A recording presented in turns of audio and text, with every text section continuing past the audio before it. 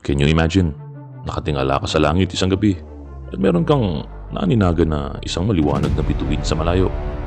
Pero napapansin mo na habang tumatagal tila lalo itong lumiliwanag pero halos di naman gumagalaw. Well, ang tinitingnan mo ay hindi isang bituin kapatid, ngunit isang malaking asteroid o bulalakaw. Isang 10 to 18 kilometer na laban na asteroid. In comparison, mas malaki pa ito kaysa sa pinakamataas na bundok sa planeta, ang Mount Everest. At siya nga ay papalapit, tuluyang sasalpok sa ating planeta. Pero teka, let's get back to reality muna. Kaso, ang masaklap dyan hindi yan basta science fiction o imagination lamang. Dahil tunay ang mga pangyayari na ito, mahigit kumulang 66 milyong taon ang nakalilipas. Nagkataon lang sinwerte tayo dahil hindi pa tayo nabubuhay ng mga panahon nito para ma-experience ng lahat ng mga kukwento ko sa inyo ngayon. Ang mga susunod na ganap ay talaga namang nakakatakot isipin kung ito ay mangyayari sa ating panahon. Kaya sit back and relax at ikukwento ko sa inyo. Ito ang Chicxulub Crater, isang rehiyon sa Yucatan Peninsula sa bansang Mexico.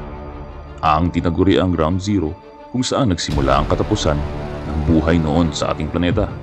Isang katibayan at bakas na nakaraang bangungot na pumalot sa ating daigdig.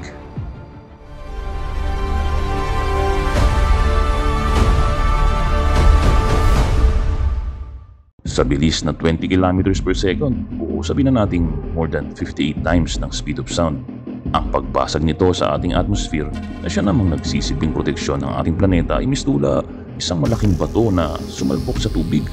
Dahil sa tulin at init nito ay tila nag-vaporize at natuyo ang tubig sa paligid. At ang pinakamalaking bahagi ay tuluyang sumalpok sa lupa. Lahat ng yan sa loob lamang ng 3 segundo. Yes mga katito, within 3 seconds and poof. Not enough time para makatakbo ang sinumang kaawa-awang nilalang na malapit o hanggang ilang milya ang layo mula dito. Isang pagsabog na aabot ng 100 teratons of TNT. O maikukumpara sa mahigit na 1 bilyong Hiroshima atomic bomb. Marahil ang tanong mo paano naman yung mga nasa kabilang panig ng mundo? Dito na nga, ilang tipak mula sa asteroid ang nagkalat sa iba't ibang parte ng planeta na nagdulot naman ng continental wildfire, pagyanig at pagsabog ng mga bulkan. Isama mo na ang mga pag-trigger ng worldwide tsunamis. Kaya't ito ang nagpasimula ng mass extinction event sa Earth. Dahilan kung bakit nabura ang halos 75% ng buhay sa planeta. Specifically, ang mga dinosaur na minsang naghari sa ibabaw ng lupa. At ng kalaunan, just to make things worse ang matinding usok ng catastrophe na ito ay mistula nagkulong sa planeta.